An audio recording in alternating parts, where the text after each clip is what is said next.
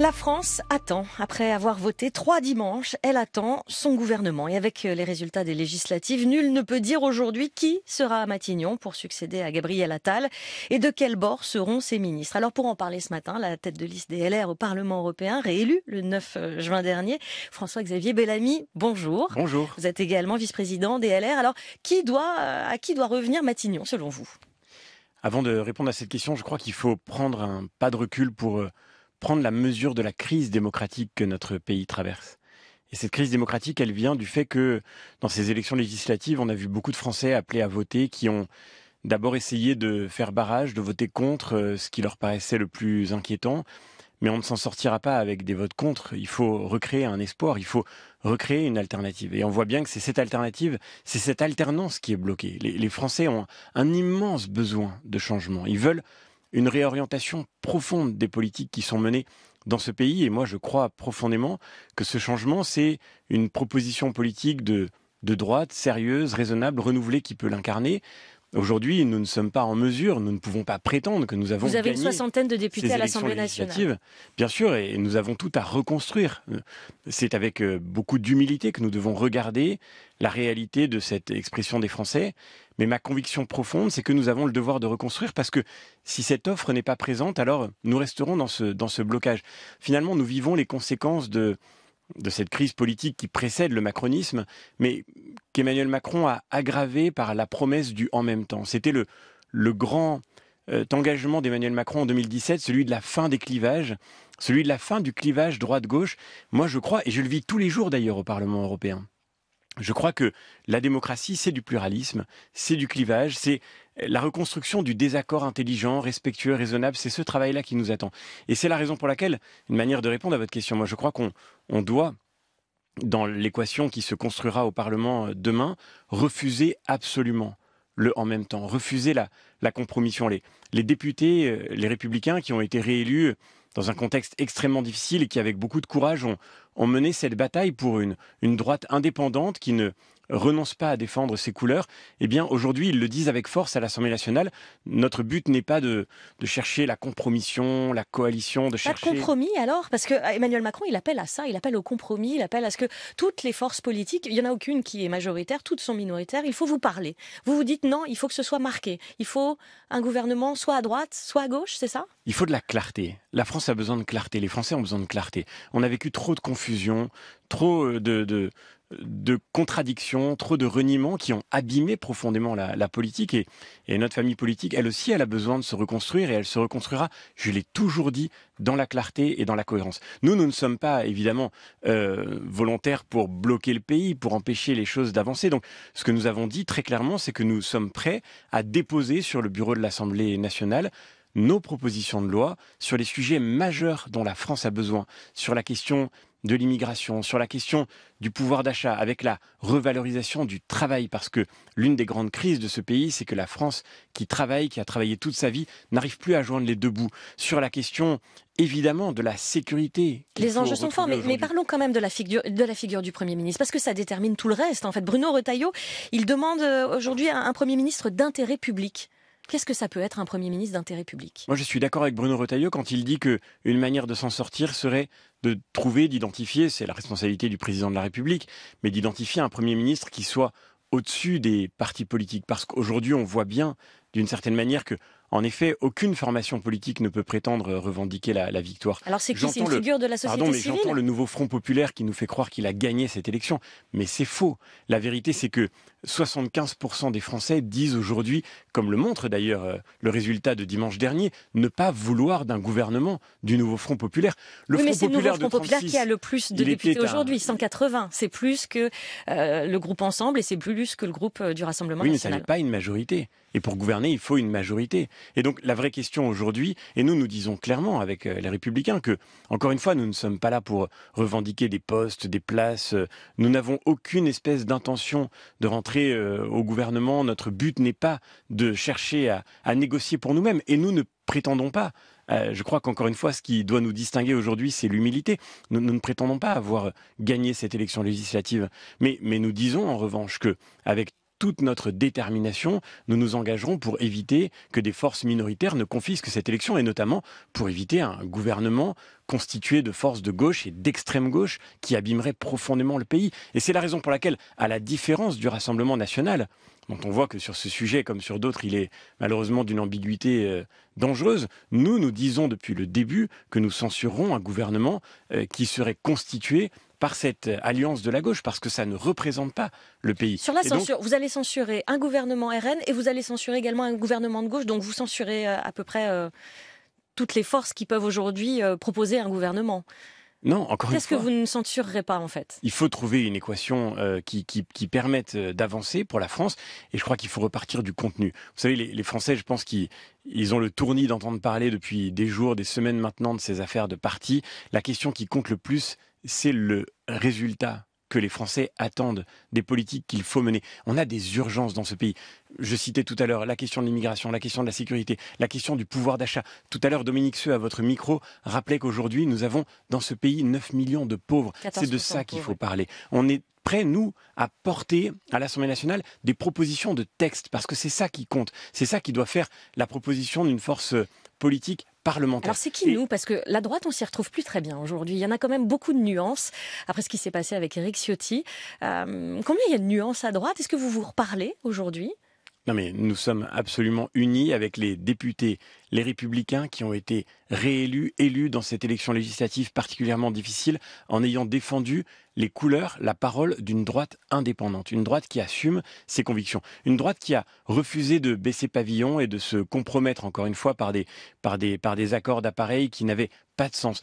Et moi, je voudrais dire d'ailleurs à tous les Français qui ont confié leur colère au Rassemblement national que on voit bien aujourd'hui, dans le résultat de ces élections, que le Rassemblement national n'est pas une alternative, que ce n'est pas une force d'alternance. Parce que la vérité de cette élection législative, c'est que les Français ne veulent pas, dans leur grande majorité, lui confier les clés du pays, contrairement à ce que tous les observateurs avaient prédit, contrairement à ce que certains ont été cherchés peut-être par une forme de calcul.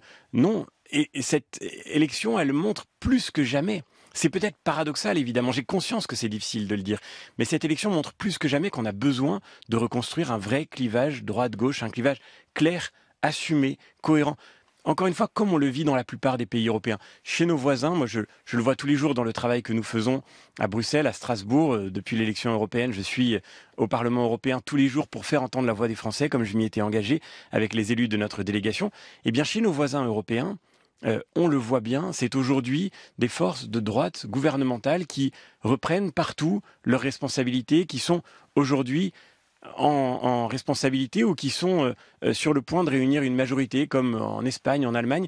Et on voit bien que c'est de cette proposition politique que la France a besoin aussi, même si aujourd'hui elle traverse une crise profonde comme notre vie démocratique. Emmanuel Macron, dans sa lettre aux Français, il entend laisser un petit peu de temps. Alors déjà, est-ce qu'on a le temps? Est-ce qu'on peut, par exemple, enjamber les Jeux Olympiques, les Jeux Paralympiques et laisser filer plusieurs semaines jusqu'à la rentrée pour avoir un nouveau gouvernement? Vous parliez d'urgence tout à l'heure. Oui, je crois qu'on n'a pas la possibilité de perdre 3 ans. On ne peut pas se résigner à ce que les 3 ans qui nous séparent de la prochaine élection présidentielle soient 3 ans perdus pour le pays. La France n'est pas dans une situation où elle pourrait se permettre de perdre ce temps précieux. En revanche, on le voit bien aujourd'hui, dans l'immédiat, de toute façon, il n'y a pas de solution. Donc il va bien falloir en trouver une. Je crois que le président de la République ne peut pas faire durer indéfiniment cette période de transition. Mais s'il n'y a pas de solution, il faut en prendre acte dans l'immédiat. Et Emmanuel Macron entend aussi laisser un petit peu de temps aux forces politiques pour bâtir des compromis. Alors vous qui travaillez au Parlement européen, une terre de compromis, est-ce que vous pensez que la France en est capable de ces compromis? Mais la vraie question, encore une fois, c'est le contenu. Vous savez, nous, on est en train de préparer justement le prochain mandat européen. Et comment ça se passe concrètement? On a pris une semaine entière, la semaine dernière, avec notre groupe, le groupe de la droite européenne, le groupe du PPE, et on s'est réunis pour écrire le projet que nous voulons à la fin de cette campagne européenne, le projet que nous voulons porter en Europe dans les 5 prochaines années. Et c'est sur la base de ce texte, c'est sur la base de ce projet que nous allons maintenant rentrer dans le débat parlementaire. Mais nous disons en France que nous sommes prêts à faire le même exercice avec les Républicains, avec cette droite indépendante. Eh bien, nous avons des propositions à faire aux autres formations politiques, et notamment évidemment au président de la République. Et encore une fois, notre but n'est pas de négocier des postes ou des places. Les Français ne veulent plus de cela. Notre but, il est de dire quelle est l'urgence pour le pays, sans rien vouloir pour nous-mêmes, sans rien vouloir pour un parti, mais tout pour ce pays qui a tellement besoin d'action. Alors justement, on va aller tout de suite au standard retrouver Charles. Bonjour Charles.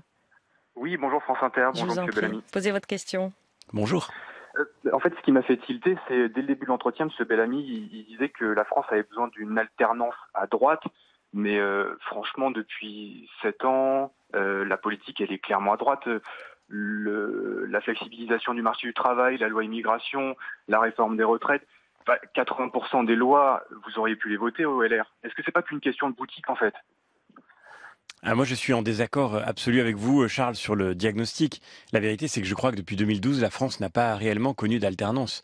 La loi immigration que vous évoquiez, elle a été envoyée par le président lui-même au Conseil constitutionnel et elle a été censurée dans une très grande partie. Tous les efforts que nous avions faits pour contribuer à ce travail ont été malheureusement rayés d'un trait de plume, mais je crois que ça a contribué au malaise démocratique qui a mené à cette élection législative. Pour le reste, quel est le bilan de ces 7 dernières années ? La réforme de la retraite ? Quel est le bilan des 7 dernières années ? C'est 1000 milliards d'euros de dettes supplémentaires. C'est une école qui continue son effondrement. C'est finalement la politique des années François Hollande qui ont été poursuivies dans l'éducation nationale. Je suis professeur moi-même, ça fait des années que je dénonce la fragilisation de la transmission des savoirs fondamentaux et cette politique de la gauche, elle a été malheureusement poursuivie dans les années qui ont suivi. Emmanuel Macron est un président de gauche, vous dites-vous ? Bien sûr, derrière en même temps, il y a en fait le fait et c'est ce qui conduit, encore une fois, je le redis, à ce malaise démocratique. Parce que moi, j'assume d'être de tempérament, de caractère, de conviction, attaché à ce que défend la famille politique d'une droite qui, j'espère, a quelque chose à proposer pour reconstruire un espoir pour ce pays. Mais je crois qu'on a besoin d'un clivage, on a besoin d'un débat avec une gauche qui, elle aussi, assume ses convictions. Et je crois que le « en même temps » a été au cœur de la crise démocratique que nous vivons, parce que le « en même temps », ça voulait dire bien souvent parler comme la droite, mais en réalité agir comme la gauche. On le voit sur le bilan en termes migratoires, finalement. On n'a jamais eu autant d'immigration légale dans ce pays et ça correspond plutôt à une politique de gauche. On le voit sur les sujets de sécurité, d'ordre public, de justice. En réalité, je crois que non, la France n'a pas connu l'alternance depuis maintenant 12 ans et c'est ce qui crée la situation de malaise profond dans laquelle nous nous trouvons. On retourne au standard tout de suite, retrouver Angelo. Bonjour Angelo. Bonjour France Inter, Monsieur Bellamy, bonjour. Bonjour. Alors maintenant que je vous écoute parler, je comprends mieux votre attitude avant le premier tour même des élections législatives. Comment arrivez-vous à concilier le fait, un jour, de condamner Éric Ciotti pour son ralliement au RN, et vous, avant même le premier tour, dire « moi, en cas de deuxième tour, RN, insoumis au Front Populaire, je ne sais plus, je voterai RN ». Quelle est l'utilité de dire ça avant le premier tour, si ce n'est un gros clin d'œil au RN. D'autre part, je vous remercie de m'apprendre que Macron est de gauche. Ça, c'est une vraie trouvaille. Mais c'est certainement, en tous les cas, dans son parcours, un élément sur lequel on peut s'accorder. Il vient de la gauche et je crois qu'en réalité, il a poursuivi cette trajectoire, quelles que soient les apparences. Sur la question de ce choix de deuxième tour, moi, je crois à la clarté, je vous le disais. Je pense qu'il faut assumer. J'ai assumé de défendre les couleurs de la droite qui ne doit pas, je crois, se dissoudre dans le Rassemblement national. J'en suis convaincu parce que le Rassemblement national n'est pas une offre politique de droite. Ça n'est pas une offre politique sérieuse, qui prennent la France au sérieux, qui prennent les Français au sérieux et qui puissent préparer une alternance. Mais ça n'empêche pas qu'aujourd'hui, je suis désolé de vous le dire, Angelo, mais quand j'entends en effet la France insoumise, quand j'entends Jean-Luc Mélenchon, quand j'entends des figures de cette formation politique qui malheureusement se compromettent avec l'antisémitisme, qui sont prêts à justifier la violence politique, qui assument finalement de rompre avec les éléments fondamentaux du parlementarisme et de la tradition démocratique, oui, je considère qu'il y a là un danger immense pour le pays. Et je le redis tout à l'heure, c'est pas comme ça bien sûr qu'on va retrouver de l'espoir, c'est pas en faisant barrage qu'on va proposer aux Français le chemin d'espérance dont le pays a tant besoin, mais malgré tout, il faut aussi assumer de chercher dans des deuxièmes tours à éviter le pire. Je le redis aujourd'hui, les candidats, et c'est ce que je disais avant le premier tour d'ailleurs, si vous m'avez bien écouté, les candidats qui avaient le plus de chances de réunir les Français au deuxième tour pour éviter cette dérive de l'extrême gauche, comme pour apporter une alternance que le Rassemblement national n'est pas, c'étaient les candidats de la droite indépendante, de cette droite courageuse, sérieuse, solide, et ils l'ont montré d'ailleurs parce que,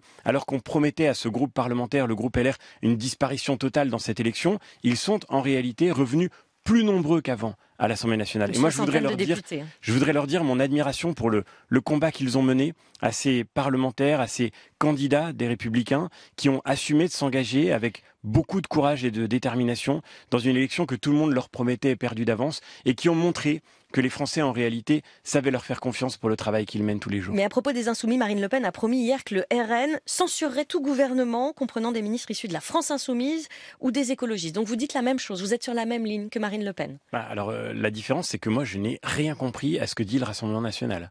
Parce que dans la même journée, ils ont dit deux choses totalement contradictoires. La première chose qu'ils ont dite, c'est qu'ils ne censureraient pas un gouvernement du Nouveau Front Populaire ou un gouvernement composé d'élus de la France Insoumise. Marine Le Pen a clarifié un petit peu après en disant qu'il y aurait censure. Moi, j'appelle pas tellement ça une clarification, j'appelle ça une sorte d'improbable revirement, peut-être devant la levée de bouclier que leur expression a suscité. La vérité, c'est qu'ils ont commencé par dire qu'ils étaient prêts à voter des mesures proposées par la France Insoumise, si elles allaient dans le bon sens, que ça leur poserait pas de problème de travailler avec un gouvernement de gauche ou d'extrême gauche. Moi, encore une fois, je le redis, je crois à la nécessaire clarté, je crois à la constance, je crois à la cohérence. Et nous disons depuis le début, comme d'ailleurs certains députés macronistes l'ont dit également, que des ministres qui viendraient de la France Insoumise dans ce gouvernement feraient pour nous l'objet d'une motion de censure immédiate. Mais on a l'impression que pour vous, le plus grave danger aujourd'hui, c'est plus la gauche que l'extrême droite. Mais je le redis encore une fois, quand je regarde la France Insoumise, y compris au Parlement européen, quand j'entends au Parlement européen des collègues de la France Insoumise qui pendant des mois ont refusé de dire que le Hamas était une organisation terroriste.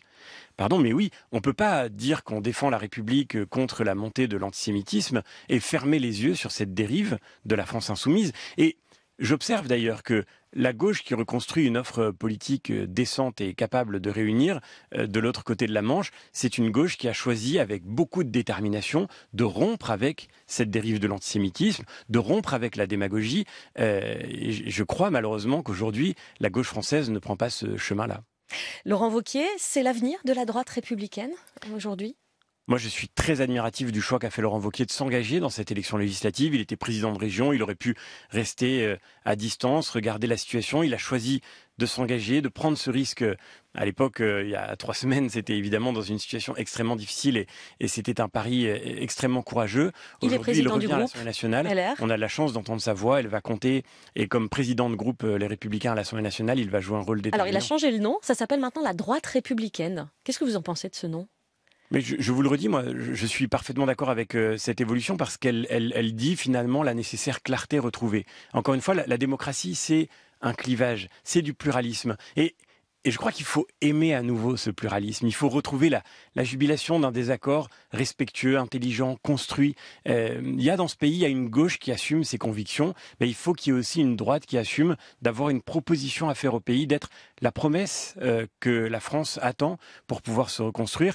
Et le fait de s'assumer comme tel à l'Assemblée nationale, c'est un signe de cette clarté retrouvée dont nous avons tellement besoin. Et Laurent Wauquiez, ce sera votre candidat en 2027 ? 2027 est un autre jour, mais en tous les cas, cet engagement compte et on a besoin de lui. On va aller au standard peut-être, entendre Jean-Denis. Bonjour Jean-Denis. Oui, bonjour. Je vous en prie, posez votre question. Merci pour la qualité de votre émission et merci France Inter. Bonjour Monsieur Bellamy. Bonjour. Merci avant tout pour votre clarté concernant le RN. Maintenant, voilà la situation. Est-ce que ça peut être justement un déclic et profiter de cette situation pour éventuellement, comme le président l'a demandé, essayer de travailler ensemble avec des noms forts du côté PS, côté Macron, côté LR, et vraiment créer un gouvernement fort, républicain, et essayer de se parler. J'ai bien compris que il faut un LR, maintenant une droite républicaine, fort et droit dans ses bottes. Mais nous allons devoir travailler ensemble, c'est obligé, sinon on va devoir rester dans cette position, ça va être impossible. Je pense qu'il faut mettre de côté le RN, LFI, ça je pense que tout le monde est d'accord pour ça. Donc pourquoi le PS, les macronistes et LR ne pourraient pas essayer de travailler ensemble ? Merci pour cette question si franche et elle est importante bien sûr. Moi, je vous le redis encore une fois, nous ne voulons pas bloquer le pays, nous ne voulons pas l'abîmer dans des jeux partisans, dans des querelles inutiles. Nous devons reconstruire un débat intelligible pour les Français.